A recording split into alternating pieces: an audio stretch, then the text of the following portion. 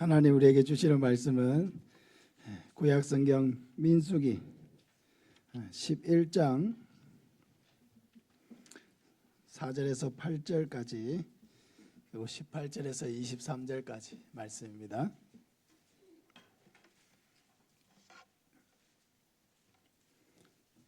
민수기 11장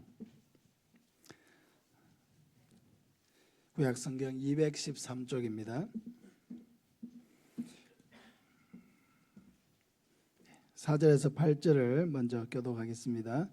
그들 중에 섞여 사는 다른 인종들이 탐욕을 품음에 이스라엘 자손도 다시 울며 이르되 누가 우리에게 고기를 주어 먹게 하랴.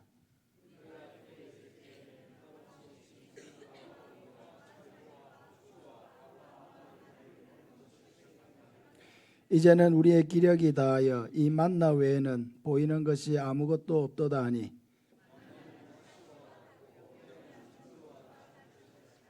백성이 두루다니며 그것을 거두어 맷돌에 갈기도 하고 절구에 찢기도 하고 가마에 삶기도 하여 과자를 만들었으니 그 맛이 기름 섞은 과자맛 같았더라. 23절입니다.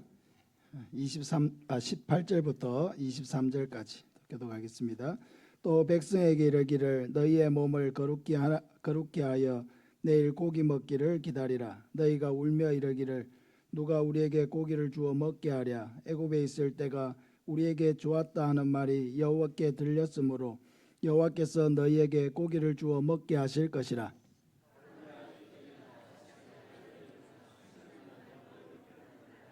냄새도 싫어하기까지 한 달 동안 먹게 하시리니 이는 너희가 너희 중에 계시는 여호와를 멸시하고 그 앞에서 울며 이르기를 우리가 어찌하여 애굽에서 나왔던가 함이라 하라.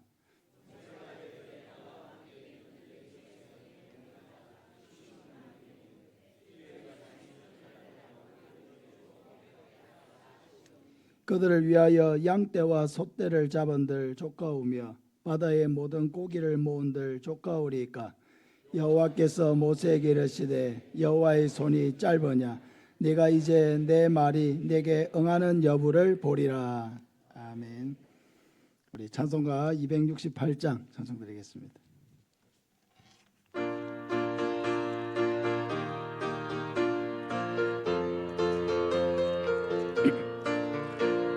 죄에서 자유를 얻게 하는 보혈의 능력 주의 보혈 시험을 이기고 승리하니 참 놀라운 능력이로다. 주의 보혈 능력이 또다. 주의 피 믿음 주의 보혈 그 어린 양의 매우 귀중한 피로다. 육체의 정욕을 이기림은 보혈의 능력 주의 보혈 정결한 마음을 얻게 하니 참 놀라운 능력이로다. 주의 보혈 능력이 또다. 주의 피 믿음 주의 보혈 그 어린 양의 매우 귀중한 피로다. 눈보다 더 이게 밝히는 것 보혈의 능력 주의 보혈 부정한 모든 것 밝히시니 참 놀라운 능력이로다. 주의 보혈 능력이 또다. 주의 피 믿음 주의 보혈 그 어린 양 매우 귀중한 피로다. 그 주의 보혈의 능력 주의 보혈 날마다 나에게 찬송 주니 참 놀라운 능력이로다. 주의 보혈 능력이 또다. 주의 피 믿음 주의 보혈 그 어린 양 매우 귀중한 주의 보혈 능력이 또다. 주의 보혈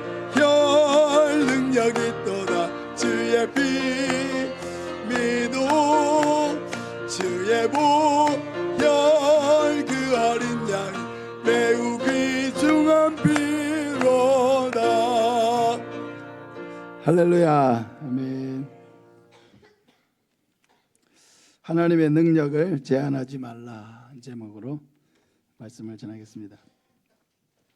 우리가 참된 믿음의 삶을 살기 위해서는 결단코 하나님의 능력을 제한해서는 안 됩니다. 하나님의 능력을 제한하면 하나님의 역사를 우리의 삶에 체험할 수가 없기 때문입니다. 우리가 보이지 아니하시는 하나님과 소통하고 또 하나님과 동행하고 하나님의 능력을 체험하기 위해서는 항상 하나님을 신뢰해야 합니다. 어떤 하나님을 신뢰해야 되느냐? 놀라운 일을 행하시는 하나님이십니다. 불가능을 가능하게 하시는 하나님이십니다. 우리가 상상하지 못할 일을 행하실 수 있는 하나님이십니다. 그러므로 우리는 어떤 상황 속에 있더라도 그 상황 속에서 하나님의 능력을 제한하지 말고 하나님의 전능하심을 믿고 하나님께 맡겨드려야 하는 것입니다. 하나님께서 이스라엘 민족의 조상인 아브라함에게 하신 말씀이 있습니다. 아브라함이 아내 사라와 그 사이에서 아이를 낳지 못하게 되니까 두 사람이 의논을 해서 편법을 쓰지 않습니까? 그래서 아브라함이 그 사라의 몸종이었던 하갈을 취하여서 이스마엘이라고 하는 아들을 낳았습니다. 근데 이것은 하나님의 능력을 믿지 아니하고 제한한 그런 행동이었고 하나님의 전능하심을 신뢰하지 않는 데서 나온 불신앙의 행동이었습니다. 그때 하나님께서 아브라함에게 뭐라고 하십니까? 창세기 17장 1절 우리 같이 한번 읽겠습니다. 아브라함이 99세 때에 여호와께서 아브라함에게 나타나서 그에게 이르시되 나는 전능한 하나님이라 너는 내 앞에서 행하여 완전하라.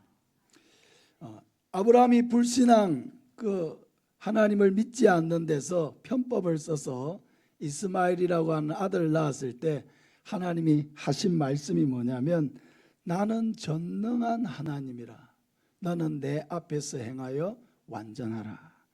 그러니까 이 말씀은 뭐냐면 그 아브라함의 불신앙을 책망하신 거죠. 너는 왜 내 능력을 제한하느냐? 네가 늙고 또 너의 아내도 늙었기 때문에 두 사람 사이에서는 아이를 낳지 못하리라고 왜 너희 마음대로 생각하느냐? 그런 불가능한 상태에서도 내가 아이를 줄 수 있다는 것을 너는 왜 신뢰하지 않느냐? 왜 나의 전능하심을 믿지 아니하고 네 마음대로 행하느냐? 너는 내 앞에서 다시는 그렇게 해서는 안 된다. 그렇게 하나님이 아브라함을 책망하시는 것입니다. 하나님께서 이스라엘 백성들을 애굽 땅 종되었던 곳에서 인도하여 내신 이후에도 하나님께서 계속 이스라엘 백성들에게 가르쳐 주신 것이 뭐냐면 나는 전능한 하나님이다. 나를 전능한 하나님으로 너희는 믿고 신뢰하고 따라와야 된다 하는 것입니다. 애굽에서 나와서 제일 먼저 만났던 장애물이 바로 홍해였죠. 홍해 앞에 섰을 때 이스라엘 백성들은 정말로 두려웠습니다. 여러분 우리도 같은 상황이었으면 정말 두렵지 않겠습니까? 애굽에서 나와서 이제 가려고 하는데 앞에 홍해가 막혀 있고 뒤에는 애굽의 군사들이 마차를 타고 그렇게 추격해서 다시 잡으러 왔을 때에 앞으로도 갈 수 없고 뒤로도 갈 수 없고 이제는 완전 도간에 든 지우로구나, 이제 우리 죽었구나 이런 생각을 할 수밖에 없었을 것입니다. 여러분 그때 그 이스라엘 백성들 가운데 모세조차도 하나님이 어떤 일을 행하실지를 정말 상상할 수 없었습니다. 이 상황에서 하나님이 우리를 어떻게 건져낼까 두려웠고 했지만은 하나님이 과연 우리를 이 상황에서 어떻게 건져낼 수 있을까 의구심이 들었을 것입니다. 근데 하나님이 어떻게 하셨습니까? 홍해를 둘로 갈라서 그 가운데 바다 가운데를 육지로 건너게 하시는 방법으로 이스라엘 백성들을 살려주셨습니다. 건져주신 거죠. 하나님의 전능하신 능력을 이스라엘 백성들이 눈앞에서 체험하게 하신 것입니다. 근데 홍해를 건너고 나서 불과 5일 후에 마라라고 하는 곳에 왔습니다. 마라는 쓰다는 뜻인데 그곳에 물이 있었는데 마시려고 보니까 물이 써서 마실 수가 없는 것입니다. 이스라엘 백성들이 물론 큰 체험을 하긴 했지만은 뭐 며칠 동안 이제 가지고 물도 다 먹어버리고 마실 물을 찾지 못하니까 사람이 물을 먹지 못하면 뭐 죽을 수밖에 없는 거죠. 그래서 그때 이스라엘 백성들은 또 모세를 원망하고 하나님을 원망했습니다. 그들은 홍해를 건너오는 그런 엄청난 체험을 했음에도 불구하고 이 광야에서 정말 우물 하나 없는 이곳에서 하나님이 물을 주실 수 있다는 그런 하나님의 능력, 없는 것을 있게 하시는 하나님의 능력을 바라보지 못했습니다. 그러니까 마음에 원망이 먼저 생기고 불안한 마음이 먼저 생기고, 그런 불안한 마음이 있으니까 하나님을 향해서 모세를 향해서 원망하게 된 거죠. 그때 하나님께서 어떻게 하셨냐면 모세에게 한 나무를 지정해 가지고 그 나무를 물이 쓴 그곳에 던져라고 하시는 것입니다. 그랬더니 물이 달아졌더라, 그렇게 성경에 기록되어 있습니다. 여러분, 나무를 던진다고 해가지고 어떻게 물이 갑자기 달아집니까? 어떤 나무를 던져야 물이 갑자기 달아질 수 있습니까? 그러니까 이것은 하나님께서 베푸신 기적이죠. 이스라엘 백성들 앞에 보여주신 그런 전능하신 능력입니다. 불가능을 가능하게 하는 능력이 나에게 있다. 쓴물을 달게 만드는 능력이 나에게 있다.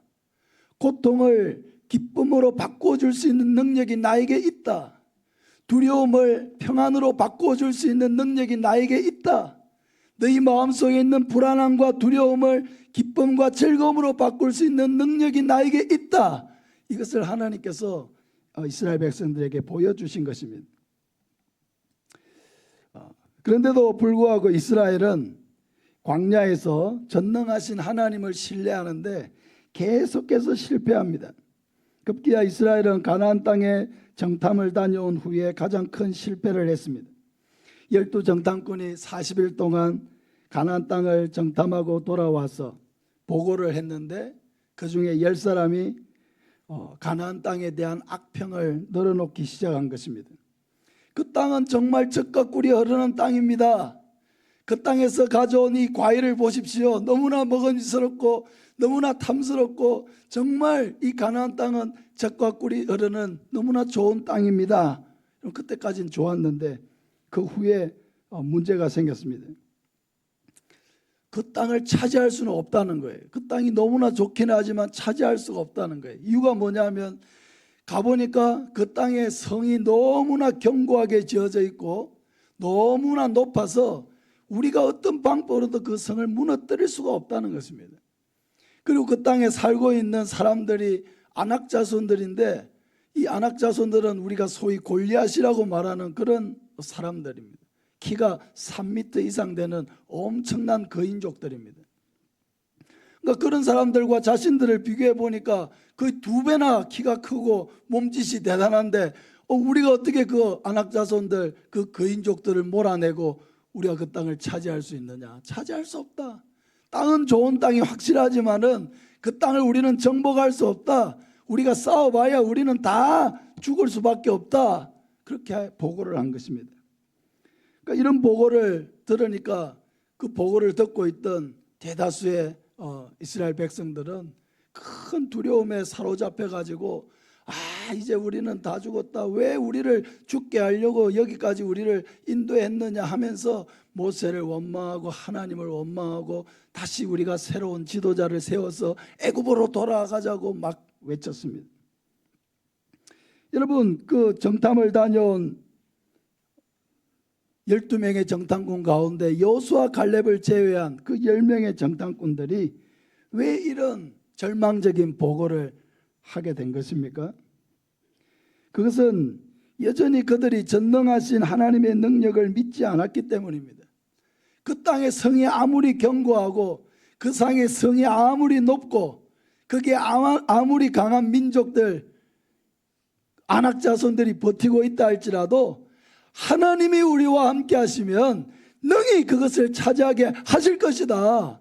하나님이 우리 편이 아니냐, 그렇게 믿었으면 여호수아 갈렙처럼 담대하게 그들은 우리의 밥이라고 외치고 그렇게 가자, 차지하자. 그 땅은 너무나 좋은 땅이기 때문에 하나님이 우리를 애굽 땅에서 인도하여 내신 게 아니냐, 그렇게 하면서 가자고 했을 텐데, 그들의 마음속에 그 인간적인 계산이 너무 빨라가지고 아무리 계산을 해봐도 우리는 이길 수가 없고 싸울 수가 없고, 싸워봐야 우리는 될 싸움도 아니고 죽을 수밖에 없다, 이렇게 생각하니까 어떻습니까? 두려움이 생긴 거죠. 근본 원인은 뭐냐? 하나님을 믿지 않은 거죠. 여기까지 인도하신 하나님을 신뢰하지 않은 거죠. 우리를 도와주시고 함께 하시고 그 안악자손이 아무리 강하다 할지라도 그 강한 자들보다 더 강하신 하나님을 신뢰하지 않았던 것이죠. 믿음이 없으니까 불신앙의 말을 쏟아낸 것입니다. 하나님은 이렇게 믿지 못하는 이스라엘을 향해서 진노하셨습니다. 민수기 14장 11절 우리 같이 한번 읽겠습니다. 여호와께서 모세에게 이르시되 이 백성이 어느 때까지 나를 멸시하겠느냐? 내가 그들 중에 많은 이적을 행하였으나 어느 때까지 나를 믿지 않겠느냐? 하나님께서 이스라엘 백성들 가운데서 수많은 이적을 행하셨지만은, 다시 말하면 하나님이 전능하신 하나님이시다, 너희의 생각과 계산을 넘어서는 상상할 수 없는 일을 행하는 능력이 하나님께 있다는 것을 수많은 이적을 통해 보여주셨지만은 여전히 이스라엘 백성들은 문제를 만날 때마다 하나님을 믿지 아니하고 신뢰하지 아니하고 원망하고 불평했다는 것입니다. 근데 그것이 뭐냐? 하나님을 멸시한 행동이라는 거예요. 이 백성이 어느 때까지 나를 멸시하겠느냐? 여러분, 하나님을 신뢰하지 않는 것은 바로 하나님을 멸시하는 행동이라고 하는 것입니다. 그런데 우리가 오늘 읽었던 본문에 보면 이 늘 실패를 반복하는 이스라엘은 그렇다 치더라도 하나님이 세우신 모세조차도 하나님을 믿는데 실패하고 있는 것을 보게 됩니다. 먼저 오늘 4절을 보면은 그들 중에 섞여 사는 다른 인종들이 탐욕을 품음에 이스라엘 자손도 다시 울며 이르되 누가 우리에게 고기를 주어 먹게 하랴 했습니다.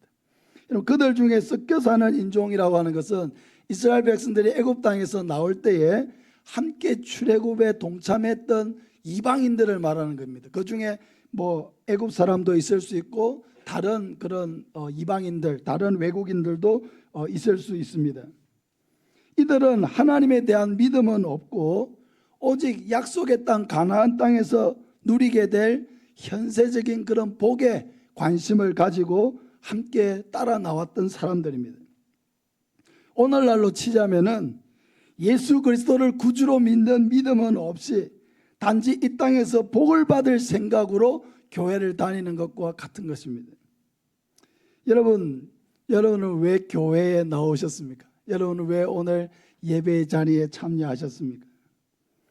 예수님께서 하나님의 아들이시며 우리를 죄와 지옥의 형벌에서 구원하는 유일한 구원자이시기 때문에 예수님을 믿고 하나님을 예배하는 저와 여러분 되시기를 바랍니다. 예수님에 대한 올바른 신앙 고백을 가지고 드리는 예배가 하나님이 받으시는 참 예배가 되는 것입니다. 이스라엘 백성들 가운데 섞여 있던 이 애굽 사람들과 이방인들이 탐욕을 품고 불만을 토하기 시작했습니다. 이 탐욕은 음식에 대한 불평과 그런 욕심이었습니다. 이들은 하나님이 주시는 만나로 만족하지 못하고 우리가 애굽 땅에 있을 때에 고기 먹고 생선도 먹고 오이도 먹고 참외도 먹고 부추도 먹고 파도 먹고 마늘도 먹었는데 왜 우리에게 이것을 주지 않느냐 하면서 원망했습니다. 이렇게 이방인들이 먹을 것에 대해서 원망과 불평을 늘어놓게 되니까 그때까지 좀 참고 있었던 이스라엘 백성들도 함께 그 불평과 원망에 동참하기 시작했습니다. 불평과 원망이라고 하는 것은 이렇게 굉장히 전념성이 강한 것입니다. 그러면서 하는 말이 뭐냐면 우리도 고기를 좀 먹어봤으면 좋겠다. 누가 우리에게 고기를 좀 줄 수 있겠느냐. 우리에게도 고기를 달라. 이렇게 외친 것입니다. 이 말을 원어적으로 직역해서 번역을 하면은 이런 말입니다. 누가 나에게 고기를 먹이겠는가? 누가 나에게 고기를 먹이겠는가? 누가 나에게 고기를 먹이겠는가? 이렇게 외친 거예요. 여러분, 이 말은 이제까지 날마다 만나를 주시고 그들로 하여금 살게 하신 하나님을 정면으로 대적하는 말입니다. 전능하신 하나님을 부정하는 말이었습니다. 지금 약속의 땅 가나안으로 인도하시는 그 하나님의 거룩한 여정을 버리고 다시 애굽 땅으로 돌아가겠다고 하는 그런 반신앙적인 그런 모습이었습니다. 여러분, 그들이 애굽 땅에서 먹었던 것을 그렇게 그리워하는데, 여러분, 그 이스라엘 백성들이나 그곳에 살았던 사람들이 애굽 땅에서 행복하게 살았습니까? 결코 그렇지 않거든요. 애굽 땅에서 살았을 때 그들은 노예로 살면서 날마다 중노동에 시달리고 채찍질에 시달리고 날마다 고통 가운데 살면서 허리 한 번도 제대로 펼 수 없는 그런 하루하루를 보냈습니다. 날마다 그 채찍을 든 감시자들의 그 감시를 받으면서 날마다 고통 가운데서 중노동을 감당하는 그런 인생을 살았습니다. 그런데 지금 먹을 것이 조금 부족한 그 광야에 나와서 고기가 먹고 싶다고, 뭐 여러 가지 마늘도 좀 먹고 싶다고 이렇게 하면서 마치 애굽에서 굉장히 화롭게 즐겁게 행복하게 먹고 싶은 거 다 먹고 살았던 시절처럼 애굽의 삶을 미화시키고 있는 것입니다.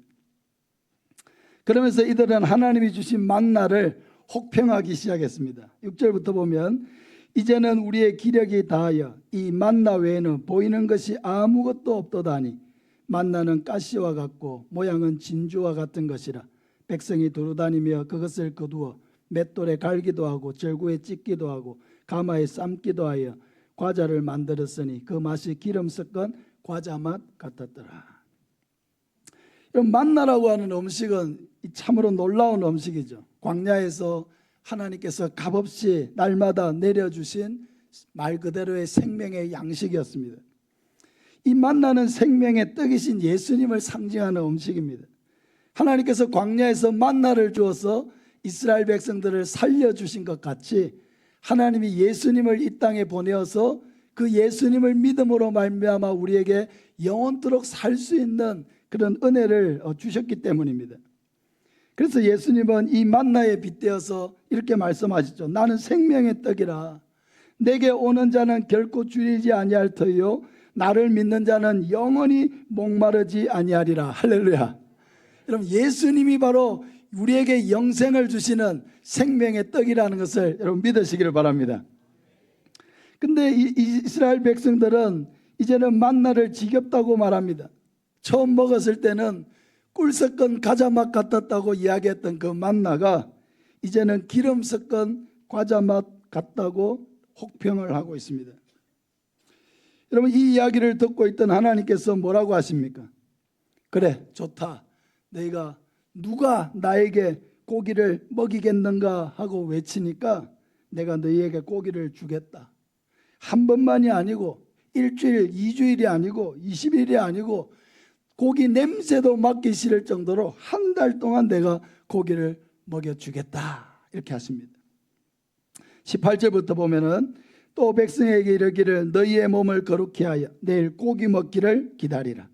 너희가 울며 말하기를 누가 우리에게 고기를 주어 먹게 하랴. 애굽에 있을 때가 우리에게 좋았다 하는 말이 여호와께 들렸으므로 여호와께서 너희에게 고기를 주어 먹게 하실 것이라. 하루나 이틀이나 닷새나 열흘이나 20날만 먹을 뿐 아니라 냄새도 싫어하기까지 한 달 동안 꼭 먹게 하시리니 이는 너희가 너희 중에 계시는 여호와를 멸시하고 그 앞에서 울며 이르기를 우리가 어찌하여 애굽에서 나왔던가 함이라 하라. 여러분, 우리도 다른 사람이 하는 말에 상처받을 때 있죠. 근데 하나님도 상처를 받으십니다. 이스라엘 백성들이 원망하는 말을 하나님이 들으셨는데 하나님이 그 말을 듣고 상처를 받으셨습니다. 어떤 말이 상처가 되었냐면요, 누가 우리에게 고기를 주어 먹게 하랴. 애굽에 있을 때가 우리에게 좋았다. 여러분, 애굽에서 인도하여 내신 분이 누구십니까? 하나님이신 거죠. 왜 우리를 애굽 땅에 잘 살고 있는 우리를 이끌어내었습니까? 그렇게 얘기하는 거죠. 하나님이 상처를 받으시는 겁니다.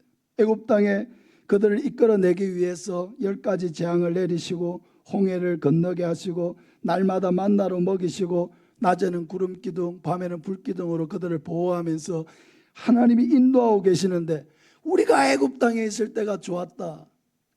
누가 우리에게 고기를 주어 먹게 하겠느냐? 하나님은 고기 주어 먹을 능력도 없다. 하나님은 우리에게 고기를 주실 능력이 없다.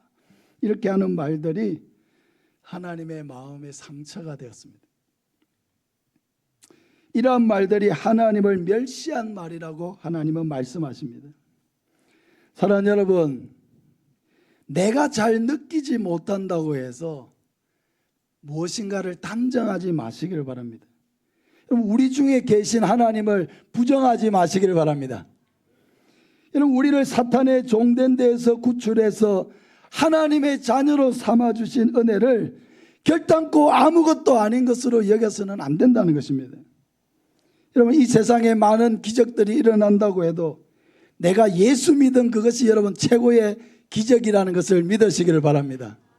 이 세상에 사람들이 자기가 뭐 복받은 것 자랑할지라도 예수 믿은 이 복이 여러분 최고의 복이라는 것을 믿으시기를 바랍니다. 우리가 받은 구원의 은혜를 아무것도 아닌 것으로 생각하고, 우리가 받은 천국의 은혜, 영생의 은혜를 아무것도 아닌 것으로 생각하고 세상의 것보다 못한 것으로 생각하면 여러분, 이것이야말로 하나님을 멸시하는 것입니다. 여러분, 이 세상에 어떤 기적이 사람을 회개시켜서 예수 믿게 만들겠습니까?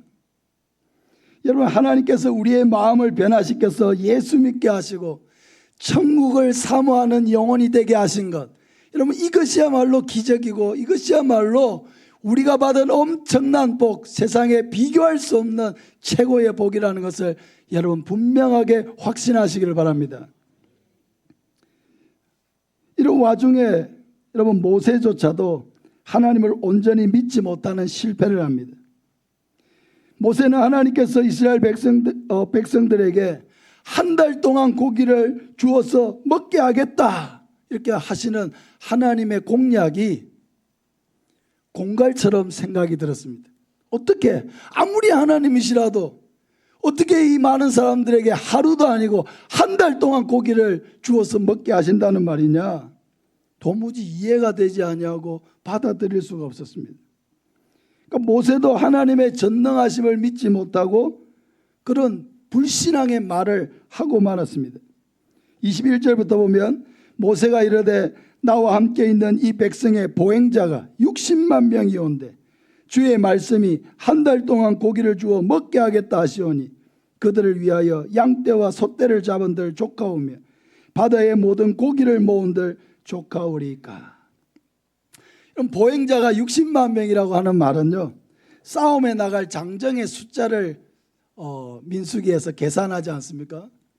그 대략의 숫자가 60만 명인데 60만 명이 넘었는데, 여러분 싸움에 나갈 20세 이상으로 계수된 자가 60만 명이니까 또 여인들도 있고 또 노인들도 있고 아이들은 보통 어른들보다 2배, 3배가 더 많죠.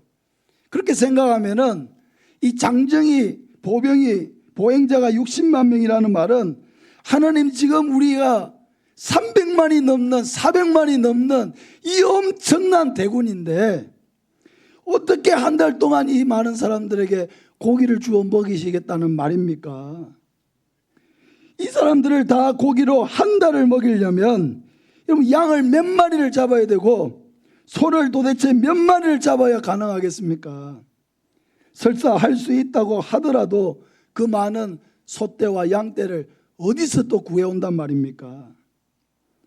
이들에게 어떤 육고기가 아니라 생선을 먹인다 할지라도 바다에 있는 그 고기를 다 잡아온다 한들 이 많은 인원을 어떻게 한 달 동안 고기를 주어서 먹게 하신다는 말입니까?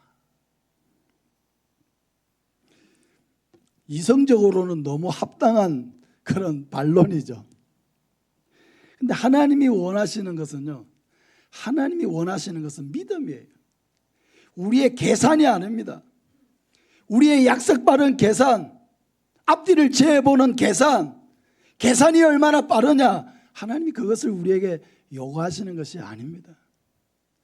하나님이 요구하시는 것은요, 믿음이에요. 우리가 어떤 상황 속에 있었는지 그 상황 속에서 우리가 할 수 있는 최고의 일은 하나님을 믿는 거예요. 하나님이 가장 기뻐하시는 것은 우리의 믿음이에요. 우리의 계산이 아닙니다. 우리는 너무 계산이 빨라요. 너무 계산이 빨라서 믿음대로 살지를 못해요. 하나님의 말씀을 아무리 우리가 많이 알고 있어도 하나님을 믿지 않으면 그 무슨 의미가 있습니까? 어떤 상황 속에 있더라도 그 상황에서 내가 하나님께 드릴 수 있는 최고의 영광은 하나님을 믿는 것입니다. 하나님을 믿는 거예요. 하나님이 그렇게 말씀하시면 아멘하고 믿는 것입니다. 왜 하나님이 그렇게 하십니까? 과연 그게 될 수 있는 일입니까? 그렇게 해봐야 그건 하나님 앞에서 무식한 걸 드러내는 것밖에 안 되는 거예요. 여러분, 이 모세가 어떤 사람입니까? 홍해를 갈라지도록 지팡이를 내밀었던 사람입니다. 하나님의 역사를 수없이 행하였던 그런 엄청난 지도자입니다. 그런데 이러한 모세조차도 하나님의 전능하심을 믿지 못하고 이런 불신앙의 말, 계산적인 말, 합리적인 말, 이성적인 말, 이런 것을 쏟아냈다는 것이 믿을 수가 없습니다. 그런데 여러분, 이것이 우리에게 무엇을 말해줍니까? 여러분, 성도이든 목사이든 우리가 다 하나님 앞에 연약한 존재라는 것을 보여주는 것입니다. 하나님 앞에 아무리 귀하게 쓰임받는 자라 할지라도, 아무리 유명한 사람이 되었다 할지라도 하나님을 믿는 데 실패할 수 있다는 것을 보여주는 거예요. 대단하게 사람들에게 대단한 인물이 된 것처럼 칭송을 받고 유명해지고 영향력을 발휘하고 했다고 해가지고 그 사람의 존재가 하나님 앞에 대단해진 것은 아니라는 겁니다. 얼마든지 실패할 수 있다는 거예요. 위대한 지도자도 얼마든지 실패할 수 있다는 거예요. 대단히 믿음이 있어 보이는 사람도 얼마든지 실패할 수 있다는 것입니다. 신앙생활을 수십 년 해왔기 때문에 나는 절대로 흔들리지 않는 믿음을 가진 사람이라고 자부하는 사람이라 할지라도 여러분, 실패할 수 있다는 것을 보여주는 거예요. 우리가 신앙생활을 오래 했다고 해서 우리의 믿음이 초신자들보다 대단히 탁월하고 뛰어나다고 자만하는 것은 옳지 않습니다. 우리는 항상 하나님 앞에서 자신의 믿음을 점검해야 합니다. 어떤 상황 속에 있더라도 나는 그 상황 속에서 하나님을 바라보고 하나님을 신뢰하는가? 나는 이 상황에서 하나님의 전능하심을 신뢰하고 있는가? 아니면 나는 또 내 머릿속으로 계산만 하면서 원망하고 불평하고 초조해하고 두려워하고 있는가? 여러분, 모세의 불신앙의 말을 들으신 하나님께서 뭐라고 하십니까? 23절 우리 같이 한번 읽읍시다. 여호와께서 모세에게 이르시되 여호와의 손이 짧으냐? 내가 이제 할렐루야. 여호와께서 모세에게 이르시되 여호와의 손이 짧으냐? 하나님이 한마디로 이야기하십니다. 여호와의 손이 짧으냐? 무슨 뜻입니까? 여호와 하나님의 능력이 부족해서 못 먹일 것 같으냐? 내 능력이 부족해서 불가능할 것 같으냐? 내가 너에게 지금 거짓말을 하고 있다고 너는 생각하느냐? 너는 어찌하여 전능하신 하나님을 믿지 아니하느냐? 하나님이 지금 모세에게 책망을 하시는 것입니다. 어찌하여 여호와의 손이 짧으냐? 너는 왜 전능한 하나님을 바라보지 못하고 신뢰하지 못하고 네 인간적인 생각과 주장을 말하고 있느냐? 하나님께서 모세에게 내 말이 너에게 응하는 것을 보리라고 하십니다. 그리고 의심할 여지가 없이 한 달 동안 고기를 어떻게 내가 먹이는지 똑똑히 좀 지켜보고 전능하심을 믿으라는 것입니다. 하나님이 전능하시다는 걸 믿으라는 겁니다. 그래서 하나님은 바다에서 메추라기를 광야 이스라엘 백성들이 있는 곳으로 바람으로 몰아오셨습니다. 그리고 이스라엘 백성들이 그 광야로 불어닥친 그 메추라기 떼를 잡아먹게 하셨습니다. 상상도 못할 일이 벌어진 것입니다. 광야에서 어마어마한 메추리 떼를 보게 되고 이스라엘 백성들이 그 메추리 떼를 잡아서 먹게 된 것입니다. 사랑하는 여러분, 우리 마음속에 두려움이 많다는 것을 알고 있습니다. 저 자신도 그렇게 자신이 없을 때가 많습니다. 걱정이 앞설 때가 많아요. 인간적으로 내 생각이 너무 앞설 때가 많습니다. 그러나 하나님은 능치 못할 일이 없으시다는 것을 여러분 믿으시기를 바랍니다. 이것이 우리가 삶에서 치르는 전쟁입니다. 영적 전쟁. 내가 할 수 없는 일이기 때문에 포기할 것이냐, 아니면 기도하고 하나님을 바라보고 의지하며 나아갈 것이냐, 포기할 것이냐, 기도할 것이냐, 이 전쟁이 우리의 싸움 가운데, 우리의 삶 가운데 있습니다. 하나님의 전능하심을 믿는 성도는 세 가지 행동을 해야 합니다. 첫째는 하나님의 말씀대로 믿고 선포하는 것입니다.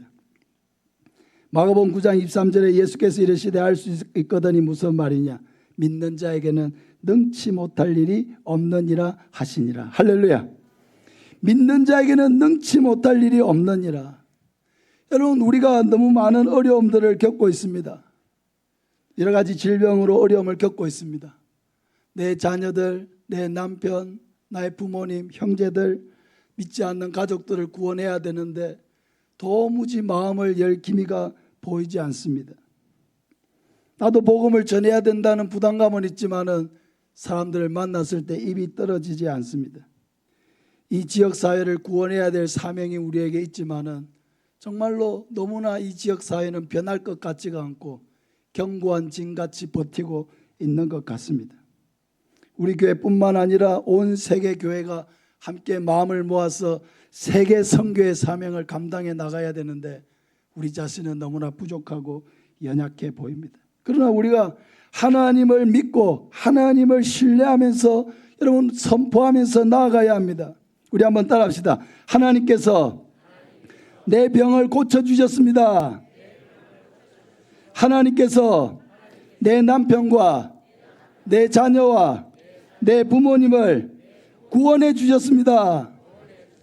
하나님께서 나를 능숙한 전도자로 삼아 주셨습니다. 하나님께서 이 지역을 구원해 주셨습니다. 하나님께서 우리 교회를 세계 선교를 위해 사용해 주셨습니다. 할렐루야. 여러분, 날마다 외치면서 기도하시기를 바랍니다. 우리의 믿음이 약해지고 인간적인 생각으로 안 돼 하는 마음들이 우리 마음속에서 일어날 때, 아니야, 하나님은 전능하신 하나님이시잖아. 하나님은 불가능을 가능하게 하시는 하나님이시잖아. 하나님에게는 능치 못할 일이 없는 하나님이시잖아. 근데 왜 내가 안 된다고 말하는 거야? 하나님을 신뢰하고 선포하라는 것입니다. 선포하고 그 두려움을 기도로 바꾸는 것입니다.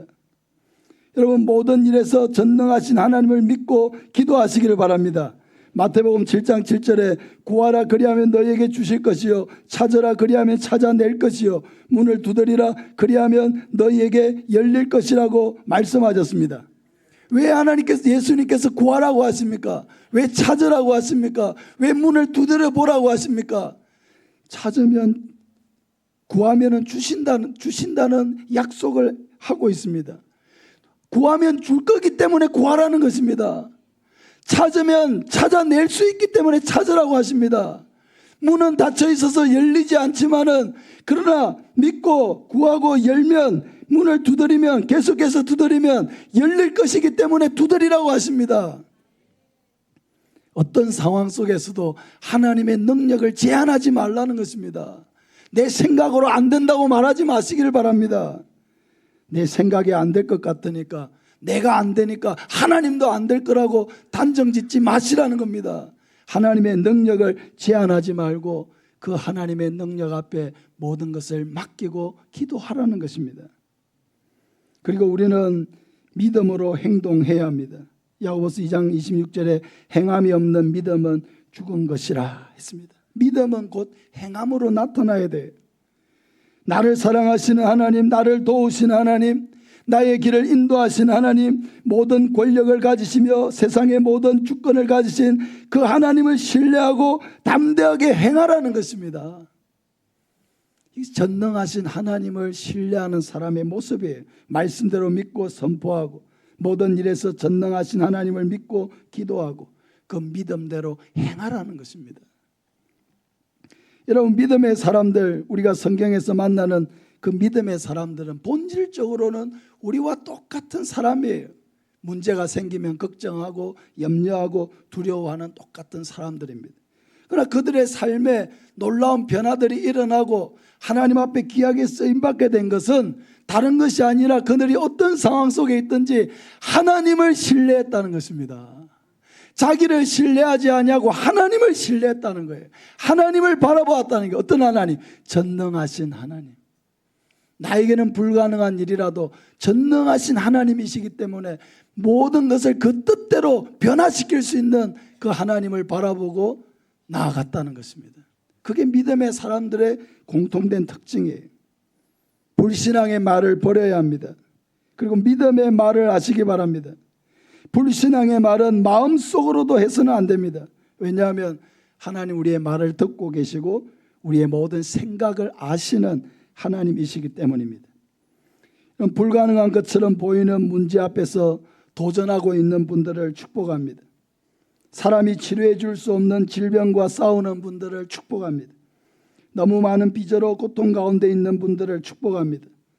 도무지 변화될 것 같지 않은 가족들의 구원을 위해 기도하고 있는 분들을 축복합니다. 미래가 두렵고 암담하고 불안하게 느껴지는 분들을 축복합니다. 두려워하지 말고 전능하신 하나님을 바라보시기를 바랍니다. 어떤 상황 속에서도 하나님의 능력을 제한하지 마시기를 바랍니다. 불평하지 마시기를 바랍니다. 하나님을 신뢰하고 바라보시기를 바랍니다.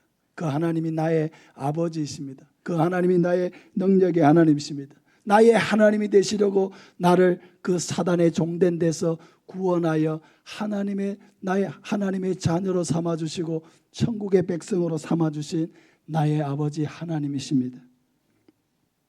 오늘 우리에게 주신 이 말씀을 마음에 새기고 순종하고 기도하면서 놀라운 하나님의 역사를 우리의 삶 가운데 체험하는 저와 여러분 되시기를 예수님의 이름으로 축복합니다.